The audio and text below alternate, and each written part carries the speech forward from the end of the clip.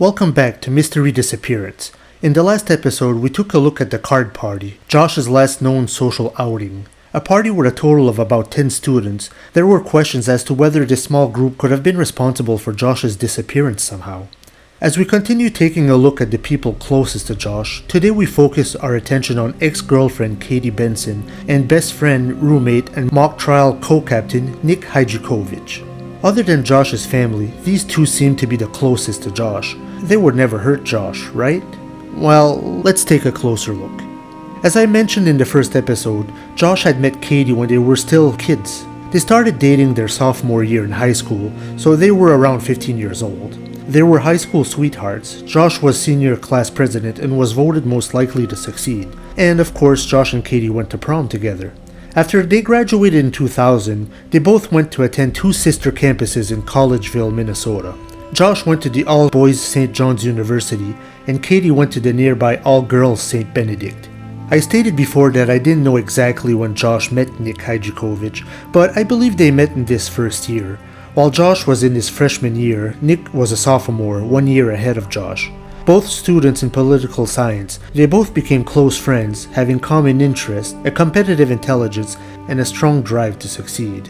I don't know what Katie's major was in, but she did participate in Josh and Nick's mock trials in some capacity, whether as a timekeeper, a mock witness, or whatever.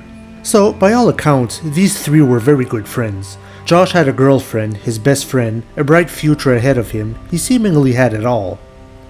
On the Simply Vanished podcast, a lady by the name of Olga Zentino was interviewed, and she provided very good insight into the trio. It seems as though the mock trial was heavily set in motion by Josh and Nick, but Nick was mostly the driving force into getting it going. Miss Olga was their mock trial coach, and according to her LinkedIn profile, she was a judicial law clerk during this time. Before the summer of 2002, she recalled arguments between Josh and Katie. Sometimes Miss Olga shared a car ride with them or interacted with them around mock trial or in hotels when they traveled to other cities. Josh and Katie had been together for more than 4 years at this point, and according to Olga, they had some arguments. During the summer of 2002, Josh and Katie broke up. I wasn't sure who initiated the breakup, but I found a newspaper article where Katie states, "The breakup was a mutual decision and we talked regularly. We needed to focus on ourselves." Olga said they were mature, remained friends, and had fewer arguments now that they were officially broken up. Nick stated that a weight seemed to have been lifted off Josh's shoulders. They still hung out a lot and chatted on AOL as well as emailed each other. As far as Olga observed, Joshua and Nick were always good friends, never had any arguments with each other, they worked together well on mock trials, etc. etc. Olga had seen all three of them the weekend before Josh's disappearance, the weekend of November 2nd. Sadly, this mock trial weekend was the last time that Brian Guimond saw his son as well. On the episode of Unsolved Mysteries, it was revealed that Josh and Nick had an argument in the evening of Friday, November 8th, the day before the disappearance. Apparently one of Josh's roommates had told this to Stearns County officers. Some of Josh's roommates were only interviewed by 2010, by the way. Supposedly the argument concerned ex-girlfriend Katie. So, what was going on here? This revelation on Unsolved Mysteries seemed to have surprised a lot of people. It surprised Josh's family, it surprised Miss Olga Zentino, it surprised Simply Vanished podcast host Josh Newville, who had done several episodes on Josh before the airing of Unsolved Mysteries. As we dive in, it becomes apparent that Nick and Katie might have started having some chemistry together. On Unsolved Mysteries, both Katie and Nick admitted to having a certain level of attraction for each other. Now, a lot of people will jump on Nick over this, like, "Oh dude, how could you? That was your best friend's girlfriend. Bros before, girls. Blah blah blah." Now, remember, a lot of these kids come from small towns, and this is a small campus, where people have small circles of friends. It's not that unusual for an ex-girlfriend to end up with one's best friend or whatever. Does it create awkward situations? Yes, possibly. People on social media today would jump all over something like this, but it's a lot more common than we think. I mean, Josh and Katie did officially break up in the summer, so it's not like Nick was moving in on an active relationship. Did Nick and Katie start having chemistry a little soon after the breakup? Maybe a little bit, but Nick hasn't committed any crime here. He stated that him and Katie kissed 1 or 2 times. It seems as though their chemistry was evident, and friends wondered if something was going on between the two. Even if they were trying to keep it discreet and on the down low, chemistry between two people is always kind of obvious. I suspect Josh either knew what was going on or at the very least suspected. We don't know how Josh felt about this. Could this be the reason for their argument on Friday, November 8th? Now, do I find the argument suspicious between Josh and Nick? Well, honestly, no, not particularly. I mean, Josh and Nick were both smart, strong-willed individuals who loved to debate. They worked together a lot. I mean, they lived in the same dorm, they worked together on mock trials, they hung out, etc. Sooner or later, good friends are going to argue. So, we don't know for sure if this argument occurred or not, but I can buy that it was just a regular friend's scuffle. Obviously, if Nick and Katie were getting closer, it could potentially cause tension within the trio of friends. But at the same time, you can't always stop chemistry. It happens when it happens. So I'm just speculating, but you gotta wonder if this was one of the reasons Josh didn't want to hang out with Nick at Katie's dorm and decided to go to the card party instead. But we don't know for sure. Maybe Josh had other things on his mind. Fast forwarding to Josh's disappearance, there were things to consider when it came to Nick and Katie. When interviewed, their stories differed a little bit. Nick stated to officers that he was at Katie's dorm and left sometime after 2 a.m.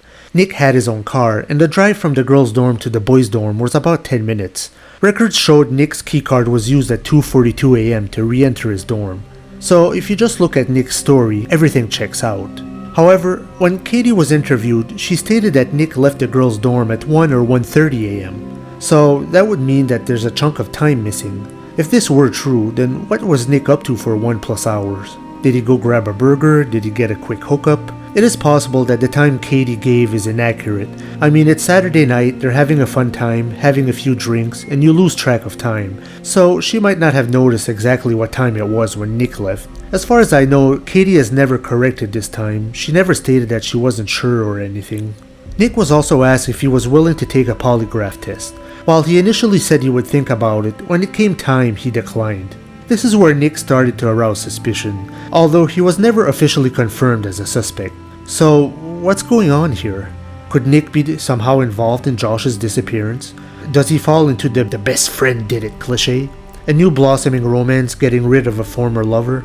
With the possible unaccounted time and refusal to take a polygraph, Nick and possibly Katie became a possible theory in Josh's disappearance. Now, if you look at the times for that night, it is theoretically possible.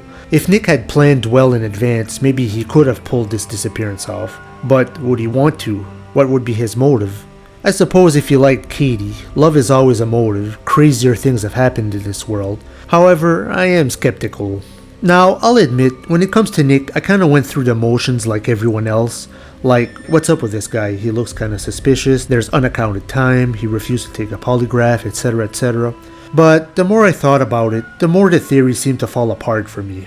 I mean, even with the 1 hour plus of unaccounted time, what's the scenario here? Did Nick murder Josh and forever hid the body and all the evidence while living in the same dorm room with him? I think even an experienced serial killer would have trouble pulling that off.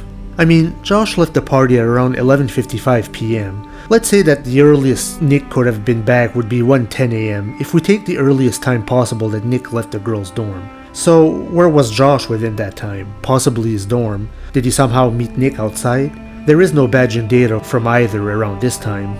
They didn't have cell phones either, so no texting to set up a meeting time in place.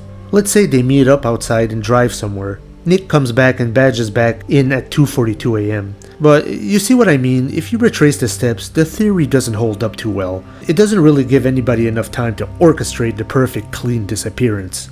Also, if you look at Nick and Katie's behavior on the day following the disappearance, it's pretty consistent with worried friends. At 11 a.m., Nick realizes that Josh never returned to his dorm. By afternoon, Josh misses an appointment, so Nick and friends grow more worried. By dinner time, reports are made to Life and Safety. By evening, the circle of friends panic, etc, etc. Nick and Katie have spent a lot of time helping the searches for Josh, as well as making ribbons and other engagements into helping the searches as best they can. As for the polygraph test, Although a lot of people find it suspicious that Nick cancelled it, but it's not like he refused right off the bat. He said he'd consider it at first, and then we learned from Olga's interview in the Simply Vanished podcast that Nick in fact had contacted her to ask if it was a good idea for him to take the polygraph. Olga said she didn't have the expertise at that time to give that advice, so she did direct Nick to someone who did. A friend of hers, who was into family law and a public defender. She responded with, "Why help the police do their job?" So obviously she advised Nick against it, and I'm sure Nick asked the opinions of other professionals as well. So what Nick stated on Unsolved Mysteries was true. Polygraphs are not 100% accurate, and if you happen to set off one question that comes up false, you could risk the officers dropping other investigations like searching the lakes or pursuing other leads, and wasting valuable time and resources investigating you. Maybe it would have been best for Nick to take it, but refusing it doesn't make him guilty. When asked the question, Katie doesn't even flinch when it comes to the subject of Nick being somehow involved in Josh's disappearance. She knows he didn't do it. I don't think Nick had any big enough motives to cause harm to Josh. I feel as though he would have had way too much to lose and too little to gain. Even if Nick and Katie had some feelings for each other, those seem to have gotten squashed once Josh disappeared. There's no mention of them riding off into the sunset together, although they remained friends. But Josh's disappearance put a bad tone on everything. What about Katie? Would she have a motive? Was she heartbroken over Josh enough to plan a coup like this? I don't buy it. By all accounts, Josh, Nick, and Katie all seem to be well-balanced individuals, smart, calculating, level-headed college students. Today, more than 20 plus years later, Nick and Katie seem to be working in their respective fields, and there are no records of them in any criminal behavior, nor any misdemeanors of any kinds. I'm sure Nick and Katie must have felt some level of guilt over the tragedy that occurred. In the first few days, they didn't know if Josh had disappeared or drowned. When something like this happens, you kind of reflect on your own behavior and inevitably blame yourself. Like, is this our fault? Did we cause this somehow? Did we cause our friend to do something drastic? My heart goes out to Josh's family, but my heart also goes out to Katie and Nick. After all, this was their good, loyal friend. I'm sure they must have suffered a lot through this.